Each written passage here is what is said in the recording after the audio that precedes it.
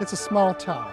Yeah, it still has a small town charm, and the people are good people here. The delivery service, people depend on it. They miss it when it's not there. To me, a car is something that just really needs to be dependable for my job. It's my choice, whatever vehicle I want to drive. I can drive a junker or a nice Tesla. I try not to go down the road that, oh yeah, I'm driving a really cool car. That's not part of my personality or the way I was brought up.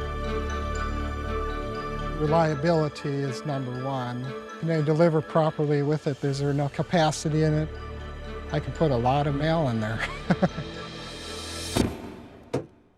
My route is around 124 miles. Probably about 80 of those miles are gravel roads. I have 38,000 miles on it now, and the only maintenance I have to do is basically keep it clean.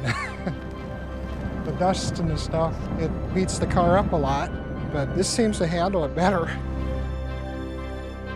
I've had many different cars, and most days it'd be around $25, $30 a day in fuel expense. And then I started looking at this and it's like, wow, I can't run anything for $3 a day, It can be snowing out or raining out and the road's muddier. People depend on me to show up and deliver their mail. My name is Henry Nelson, and I deliver mail with a Tesla.